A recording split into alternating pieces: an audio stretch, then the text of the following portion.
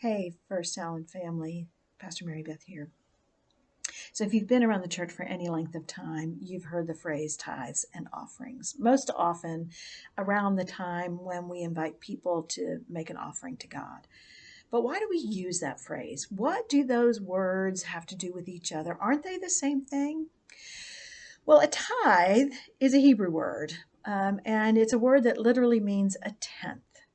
And according to the Bible, it is the commandment in the Old Testament for the people of Israel to give a specific portion of their income, a tenth, to the work of God.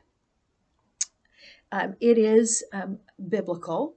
And so many Christians and Jews participate in the practice of tithing. We see this commanded in Leviticus, where it says, "A tenth of the produce of the land, whether grain or fruit, is the Lord's and is holy." And Proverbs says this: "Honor the Lord with your wealth, with the first fruits of all your crops." Now, we don't think in terms of crops or the produce of the land. So, what this is saying is it's important to set apart a specific amount to give to God and to do it first. First fruits means do that first before you do anything else. So then, what's the difference? Why do we say tithes and offerings? Aren't they the same thing? Well, they're really not. And that's unpacked in the 16th chapter of Deuteronomy, which talks about offerings and talks about how the specific differences around the amount and the frequency. According to Deuteronomy 16, offerings were to be brought on God's holy days. Days that were specifically set aside for the people to come and bring their offerings. But offerings could also be given anytime someone came to worship. They could be given spontaneously out of a sense of gratitude for God's blessings. Deuteronomy 16:17 says this: "All shall give as they are able, according to the blessing of the Lord your God that God has given you." And that is what happens when the people come for these specific holy days.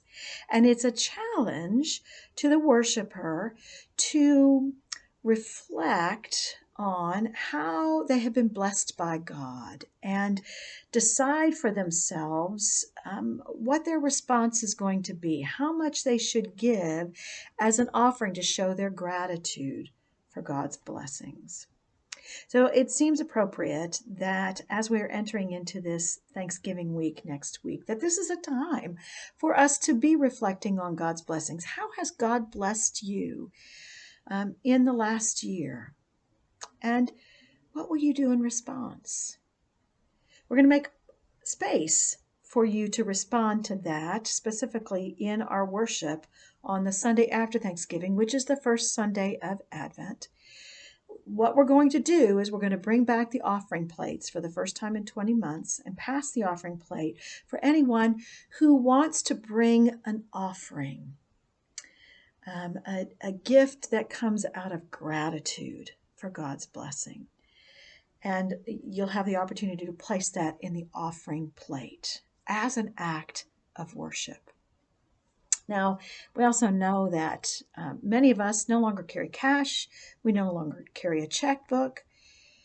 So we'll be adding something new to the time of tithes and offerings, and that's a QR code.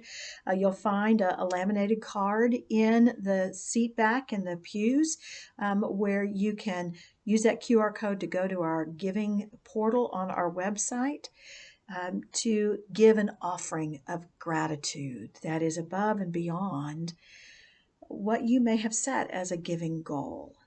Perhaps it's a tithe.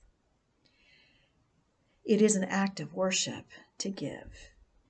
And we don't do this for us to earn God's love, because God already loves us. We know that. Nor do we give for God's benefit. God doesn't need our offerings, but we need to give.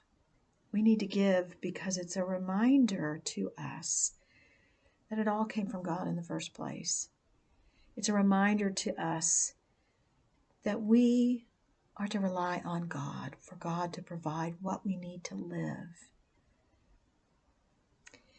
And so I'm grateful for you and for your generosity. I'm grateful to those of you who have already set a giving goal and let us know what that giving goal is for 2022. A reminder that if you've not had the opportunity to do that yet, we are looking to make plans for 2022 and would greatly appreciate knowing if you're willing to tell us what your giving goal is for 2022.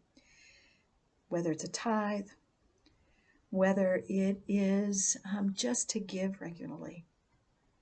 I'm grateful for you. I'm praying for you. I hope you're praying for me. Happy Thanksgiving and shalom.